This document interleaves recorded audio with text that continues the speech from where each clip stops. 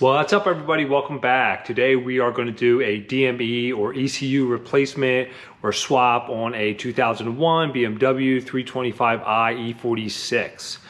In today's video, we're going to just show you not only how to remove your factory DME, whether or not you're going to have it tuned or sent out or reprogrammed. We're going to show you where to access that at. Also, too, if you were going to replace the whole kit, the EWS, the DME, the ignition lock cylinder, the lock on the door, glove box, and trunk. So a lot of times, instead of buying a brand new computer or having it to send out to some specialty shop, you can order a whole computer with the EWS module, every single thing you need to do, and swap it right over into your car. Probably take you maybe an hour or so, and you'll be able to start the thing right back up and get yourself back on the road. So let's get started. Okay, now we're going to remove the DME or the ECU. It's located on the driver's side under the hood underneath this black panel here. So we're going to go ahead and remove these 4 Allen bolts.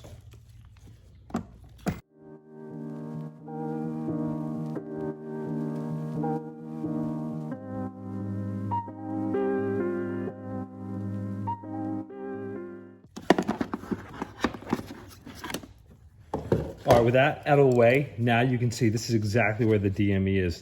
This car is a manual car. So if you had an automatic car, there would be another computer here, and it usually has blue connectors and a blue top to it. So we're gonna just get ahead and disconnect all these connectors for the DME.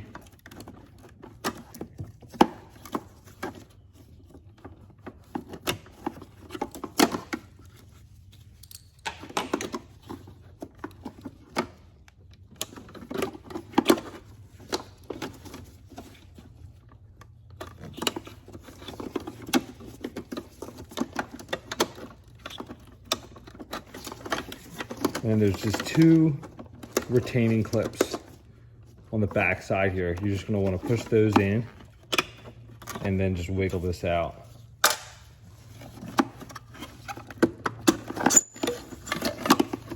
And that's it.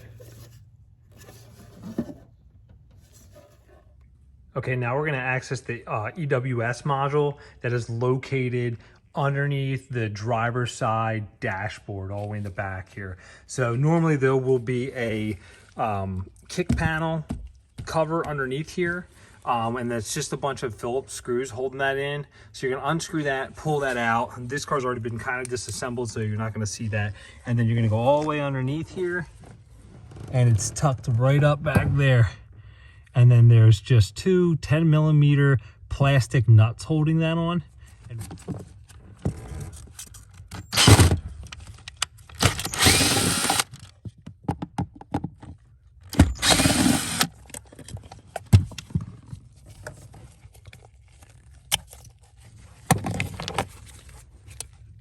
And there's your EWS module. Okay, now we're gonna remove this exterior lock from the door handle here. So you open your door, and then there's this black access cover here. Just go ahead and pry that out. There's 2 pieces to it. I usually take both out. It's easier to get the socket in there. And then right inside here, there's gonna be an Allen head bolt, and you're gonna use a 4mm Allen head socket to remove that.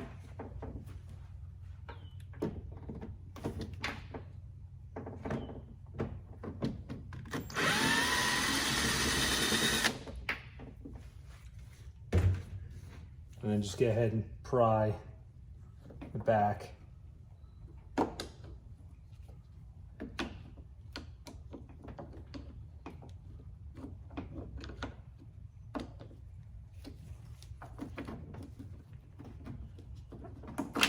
That'll come right out, so it looks like. Okay, now we're gonna remove the ignition lock from the column with the ignition key. So just a little quick tip. I'm gonna take a regular bobby pin like this, just kind of open it up, spread it apart like that, and then one side, just cut that little plastic guard off the end of it with a razor blade.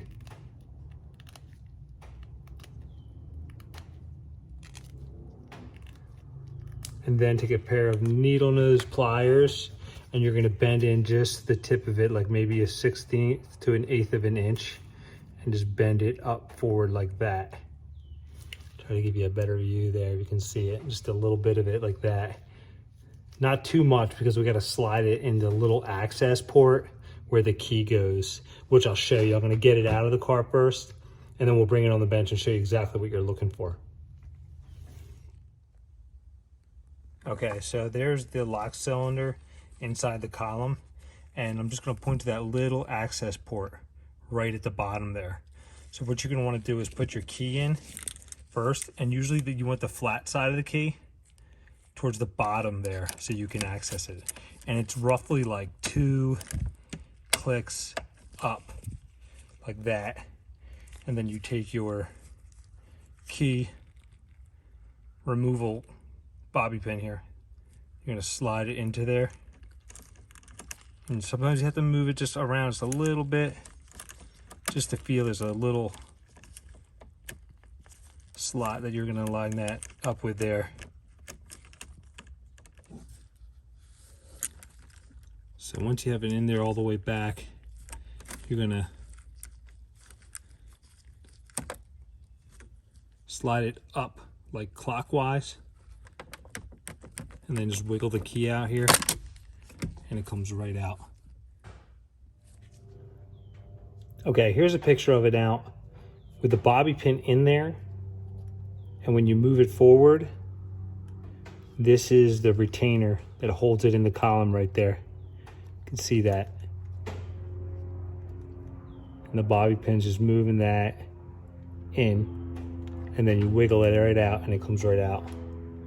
So I'll just give you a nicer close-up view of what to look for. Can be a little tricky, and I don't know if you're gonna get it the first time, but that's what you gotta do. Get it in there, move that forward, and then wiggle it right out. All right, now we're onto the passenger side, the glove box, to access that, the lock and latch assembly, because that has the key for the main key for the ignition and the trunk and the door lock in there too. So if you're swapping all that out, you just open up your glove box, and there's 2 Phillips screws in here. Just take those out real quick.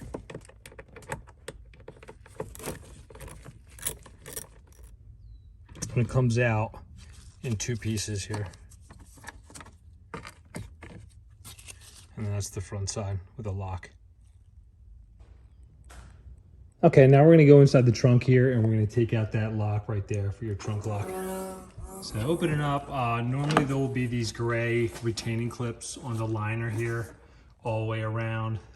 This has already been disassembled, as you can see, but nonetheless, you just pull that down, and then inside here, there's this black access panel here, and there's some Torx 20s, I believe, there and there. And we're gonna remove those, take this out, and then we'll be able to see the back of the lock cylinder.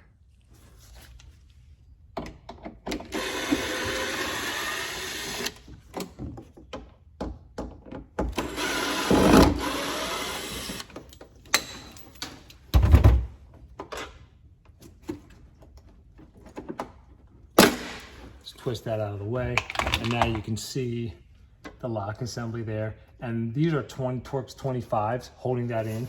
So just disconnect your connector here, and then this is like the release rod from inside the trunk. It's got a little push fastener there. Pull that out, just slide it down.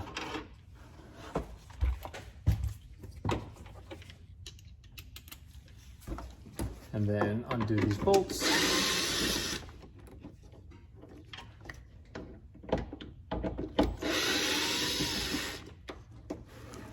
We're just going to twist this like that, and it pulls right out. And you can see there's like a template here, how it slides up in there, and then you would twist it to put it back in.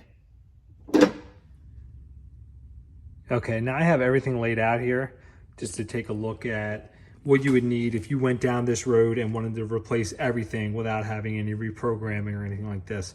So as long as this part number and kit lines up with your year, make, and model, you can just go ahead, replace all your old stuff like this and swap it over like this. I know you can buy these. We sell these all the time, which is just kind of like a fast, easy way to replace your bad computer. So you have your DME or ECU. There's the EWS module, the ignition key, ignition lock cylinder, door lock cylinder, glove box lock latch, and trunk lock.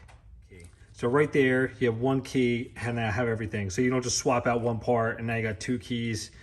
This is pretty much one thing. Everything communicates, everything works, and you can swap that over. So typically with the E46, you have like 99 to 2000. All those work. Like automatic and manual are specific because of the engine computers. And then the next generation is like 01 to 06. And you really need to specify your part number and the MS43 or MS41, and just make sure it's compatible with your car. It's out of like the same car that's stick or automatic. And then you'll be able to swap that right over, get the car back on the road. All right, that about does it for today's video. So if you have a bad DME problem or you're sending yours out to get reflashed or upgraded for performance reasons, relatively easy to do. Even doing that whole job with every single component, it'll probably be under an hour to do. Basic tools. Don't be intimidated by it any means. Disconnect your negative battery cable. Take your time with it. It's relatively easy, and just make sure your part numbers match up. So if you enjoyed the video, press like, and don't forget to subscribe. Thanks.